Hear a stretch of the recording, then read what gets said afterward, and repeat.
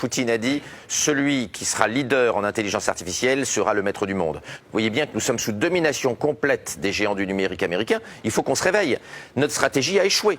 Y a-t-il un Google, Apple, Facebook, Amazon en Europe? Et en intelligence artificielle, nous sommes inexistants. Nous avons perdu la guerre. Enfin, en tout cas, une bataille. Si nous voulons gagner la guerre technologique du XXIe siècle, nous devons changer d'élite. Regardez les gens qui sont Ou fabriquer les élites autrement. Exactement, qui sont en train de discuter dans les ministères sur la réforme sociale. Ce sont des gens qui ne comprennent rien, qui ne connaissent rien à la guerre des intelligences, qui ne connaissent rien à la guerre technologique qui est en train d'arriver. Mais c'est une réalité. Ce sont des gens qui sont des apparatchiks, qui n'ont jamais bossé, excusez-moi de le dire, et qui n'ont jamais vu la technologie de près. Nos élites ne sont pas prêts à mener le combat.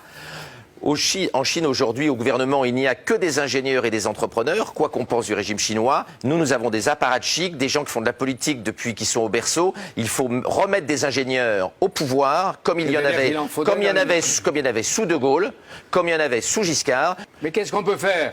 Bosser, arrêter de geindre, développer plein de start-up dans ces sujets-là, payer nos chercheurs correctement. Nous n'aurons pas de chercheurs si on continue à les payer comme ils sont payés au CNRS ou à l'INRIA. Les bons sont en train de partir les uns après les autres. Nous n'aurons pas des bons chercheurs.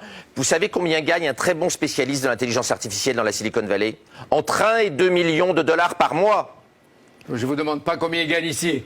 Vous savez combien on gagne au CNRS, à l'INRIA? Ouais. Rien. Et en même temps, ils sont assez courageux et patriotes pour rester ici, pas partir. J'en connais. Eh bien, ils ne vont pas le rester longtemps. Vous verrez que la plupart des bons, hélas, vont partir. Si on veut des bons chercheurs, il faut les payer.